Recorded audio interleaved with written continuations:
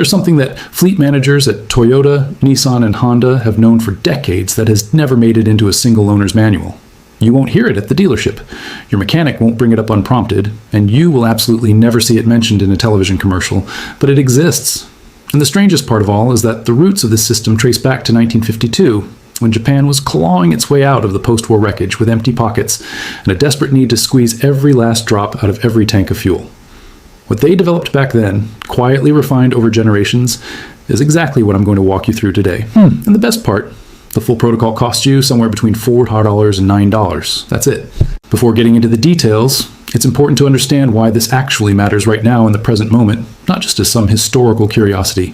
The average driver spends somewhere between $2,000 and $3,000 a year on gasoline. That number has been climbing, and yet the conversation around fuel efficiency almost always goes in one of two directions. Either you buy a hybrid, which costs you $20,000 to $30,000 more up front, or you drive less, which for most people is simply not an option. Nobody ever talks about the third path, the one that doesn't require a new car, doesn't require lifestyle changes, and doesn't require you to become an engineer. That's the gap this fills. Now, going back to 1952, Japan's economy was devastated. Fuel was expensive and scarce. The government and the emerging automotive industry were under enormous pressure to figure out how to keep vehicles running longer, further, and on less. What came out of that era wasn't a single invention. It was a philosophy, a systems approach to vehicle efficiency that treated the car as an interconnected organism rather than a collection of separate parts. That philosophy got baked into the DNA of Japanese fleet management, the networks of commercial vehicles, government cars, and industrial trucks that need to run reliably for hundreds of thousands of miles at the lowest possible operating cost. 3 specific elements of that philosophy survived, were tested, refined, and are still being used quietly today. Those 3 elements are PEA fuel treatment, precise tire pressure management, and 0W20 synthetic oil. On their own, each one does something. Together, used in a specific sequence, they do something that most people would call impossible. Let's start with PEA, because this is the one that surprises people the most. PEA stands for polyethyramine. It's a detergent additive, and it works at the molecular level inside fuel injectors and intake valves. Here's the problem it solves. Over time, every engine accumulates carbon deposits. It doesn't matter how new your car is, how well you maintain it, or how good the gas you buy is. Carbon builds up. It coats the tips of fuel injectors, disrupting the spray pattern. Instead of a fine, precise mist of fuel entering the combustion chamber, you get an irregular, partially clogged stream.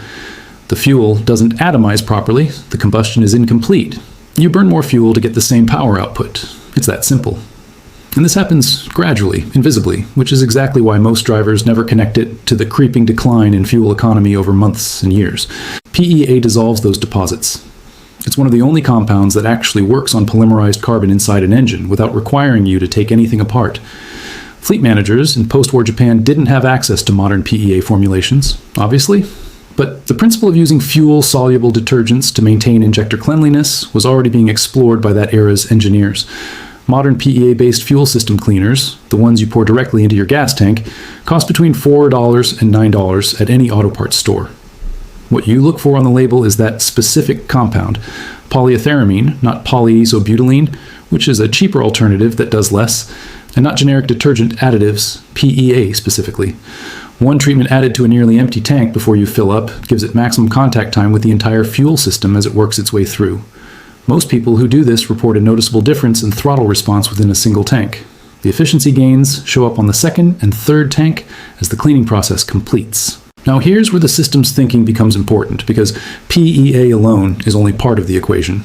Tire pressure is something every driver has been told to care about since they first got their license. Check your tire pressure. Keep it at the recommended PSI. Fine.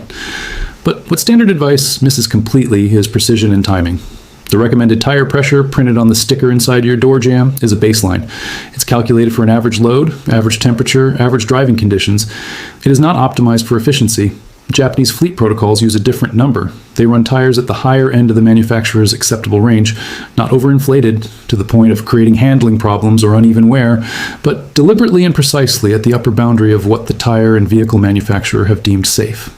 The difference between baseline PSI and the upper acceptable limit is roughly 1 to 2% in rolling resistance. That sounds tiny, but across a full tank of gas and a full year of driving, it compounds into a measurable reduction in fuel consumption.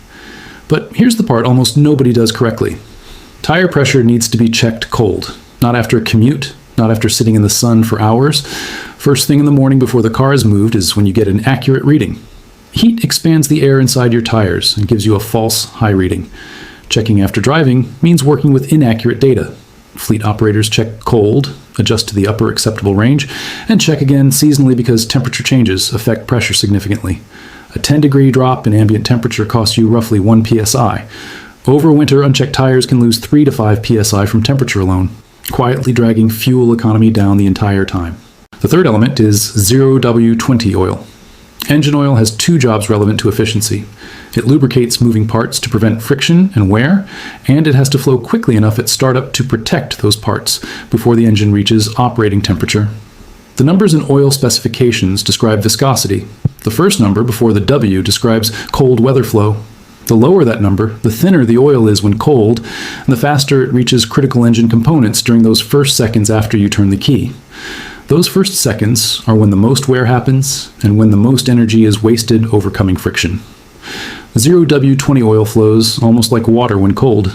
Conventional 5AW30, which millions of cars run on, is thicker at the same temperature.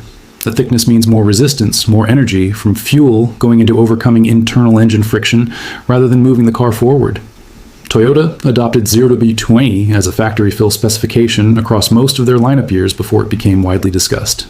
Nissan followed, Honda followed, not because it's dramatically better for engine longevity and isolation, though it is quite good, but because efficiency gains across a fleet of thousands of vehicles added up to serious financial impact. Independent testing has shown fuel economy improvements of 1 to 2% from switching to lower viscosity oil within manufacturer-approved range. Combined with PEA treatment and tire pressure optimization, you are stacking gains that individually look modest, but together produce a result that feels surprisingly significant.